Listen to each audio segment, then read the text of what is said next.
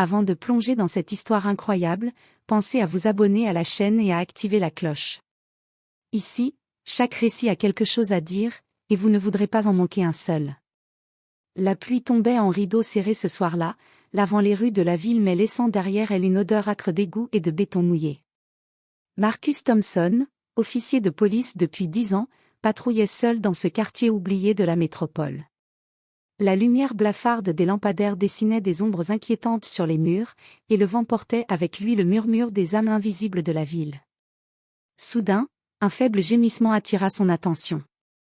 Il s'arrêta, fronça les sourcils, et suivit le son jusqu'à un tas d'ordures abandonnées derrière un vieil immeuble délabré.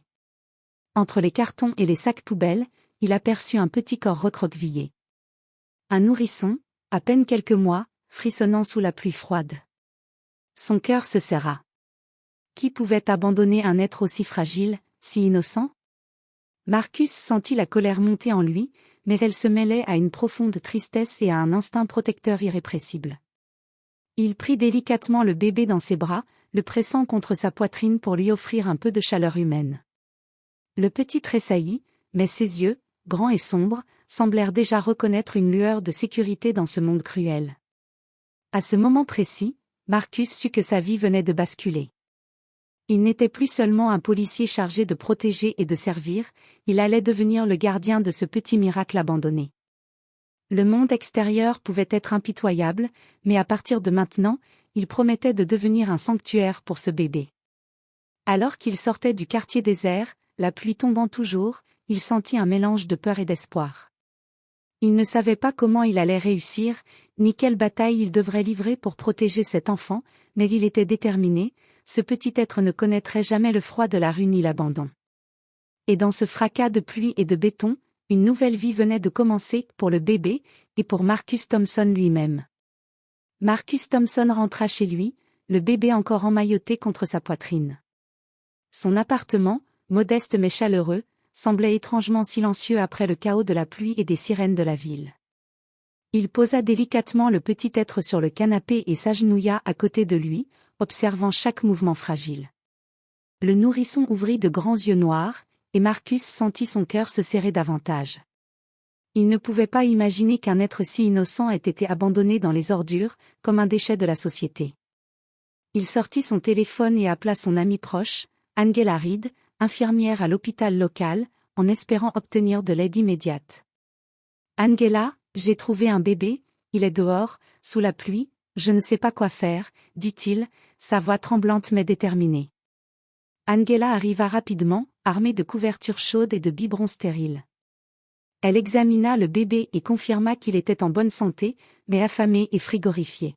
« Marcus, il a besoin de soins constants. Tu ne peux pas juste le laisser ici. » dit-elle doucement. Marcus hocha la tête, conscient que sa vie venait de changer radicalement. L'idée de ramener ce bébé à la maison était audacieuse, mais il ne pouvait pas imaginer le confier à un système qui, parfois, échouait aux enfants les plus vulnérables. Son instinct le poussait à le protéger, coûte que coûte. Pendant les jours qui suivirent, Marcus prit un congé de son travail de policier, utilisant chaque moment pour apprendre les gestes essentiels, changer les couches, donner le biberon, calmer les pleurs. Il baptisa le bébé Ethan, un nom simple mais porteur d'espoir. Chaque sourire, chaque soupir paisible le remplissait d'une fierté et d'une responsabilité qu'il n'avait jamais connue. Mais la société n'était jamais loin. Les appels de l'assistance sociale et les questions du voisinage commençaient à s'accumuler. Comment un officier célibataire pouvait-il s'occuper d'un bébé abandonné? Marcus savait qu'il allait devoir se battre non seulement pour protéger Ethan, mais aussi contre un système souvent indifférent à ceux qui n'avaient personne pour les défendre. Un soir, alors qu'il berçait Ethan endormi, Marcus regarda par la fenêtre la ville illuminée de 1000 lumières. Il se promit que, peu importe les obstacles, il ferait tout pour que ce petit garçon connaisse l'amour, la sécurité et la dignité qu'il méritait. Pour la première fois depuis longtemps, Marcus sentit une paix profonde, mais fragile. Le chemin serait difficile, mais il ne reculerait pas. Et ainsi commença la véritable aventure de Marcus et Ethan, une aventure qui allait tester leur courage, leur résilience, et leur foi dans l'humanité. Marcus ne s'attendait pas à ce que le simple acte de sauver Ethan déclenche une tempête administrative. Dès le lendemain, l'assistance sociale frappa à sa porte. 2 agents, l'air sévère mais professionnel, vinrent l'informer qu'un bébé abandonné devait suivre des procédures strictes avant de pouvoir être adopté ou placé sous tutelle.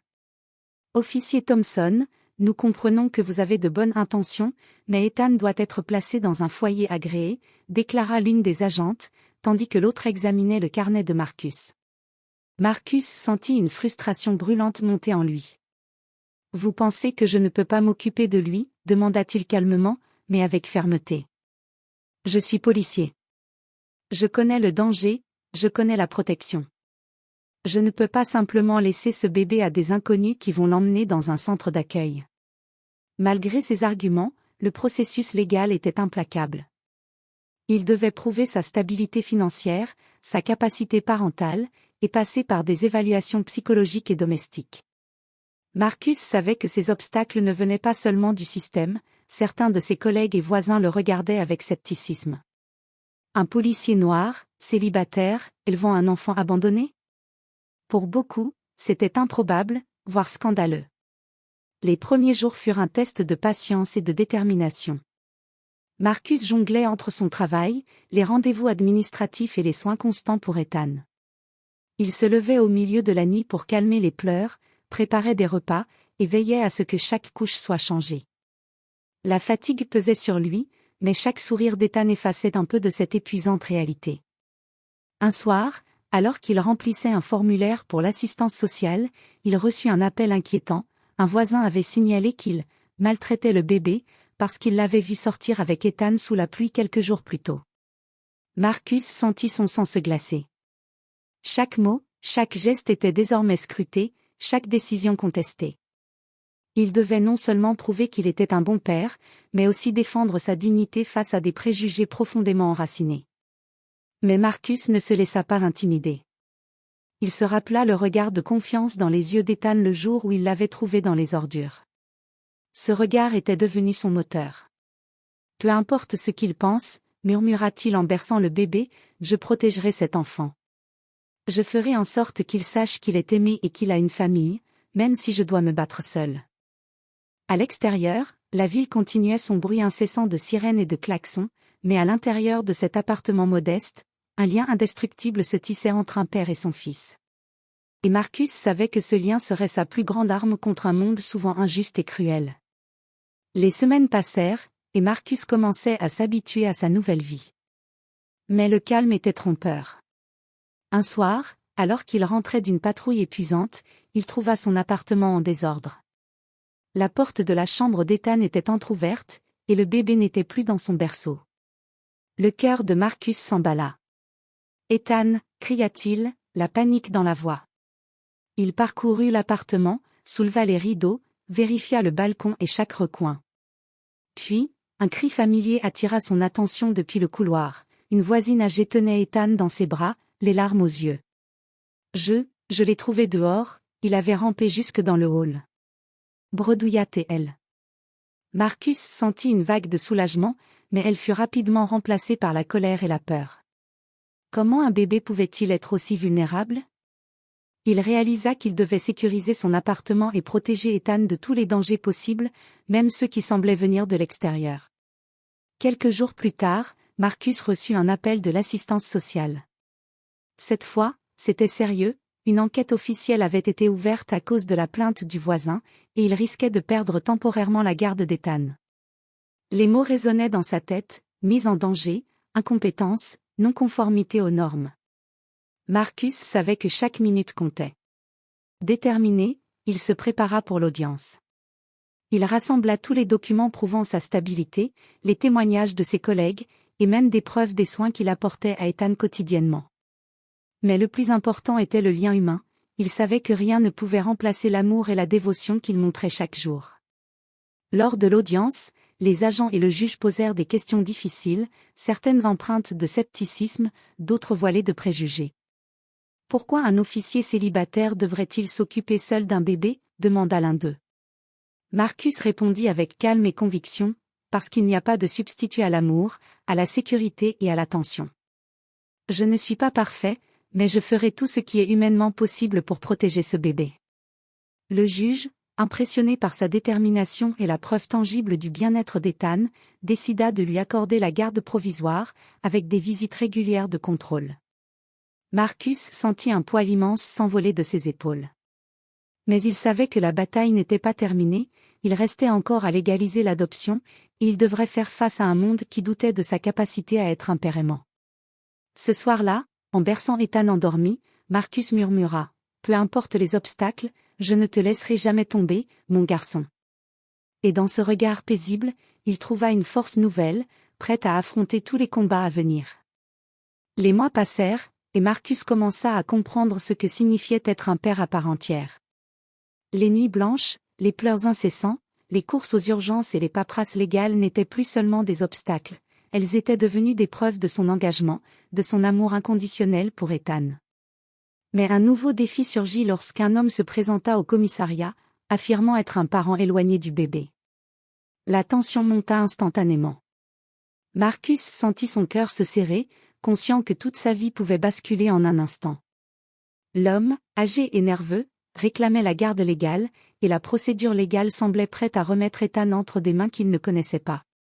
Le combat s'engagea alors dans les salles d'audience. Marcus, armé de témoignages, de preuves et de son lien unique avec Ethan, expliqua calmement chaque détail, les soins quotidiens, les moments de tendresse, les progrès de l'enfant, et surtout, la sécurité et l'amour constant qu'il lui apportait. Le juge, après plusieurs heures d'examen, observa Marcus avec une gravité mêlée de respect. Enfin, le verdict tomba. Le juge reconnut Marcus comme le tuteur légal et autorisa l'adoption officielle. Les mots résonnèrent comme une libération, après tant de peur, d'incertitude et de bataille, Marcus et Ethan pouvaient enfin commencer leur vraie vie ensemble. Ce soir-là, dans leur appartement désormais sécurisé, Marcus berça Ethan endormi. Le bébé, épuisé mais heureux, s'accrocha à son père comme pour sceller un lien indestructible. Marcus posa un baiser sur son front et murmura « Tu es à moi, et je serai toujours là pour toi. Personne ne pourra jamais nous séparer. » Les épreuves avaient forgé quelque chose de plus fort que la peur ou l'adversité, un amour pur, un lien inébranlable, et la certitude que, peu importe le monde extérieur, ils seraient toujours ensemble. Et alors que la ville continuait son tumulte extérieur, à l'intérieur de cet appartement, régnait enfin la paix. Marcus Thompson avait sauvé un bébé abandonné, mais plus encore, il avait trouvé un sens nouveau à sa vie, un sens fait de protection, d'amour et d'espoir. Leur aventure ne faisait que commencer, mais une chose était certaine, aucun obstacle, aucune tempête, ne pourrait jamais briser l'alliance entre un père dévoué et l'enfant qu'il avait choisi de protéger.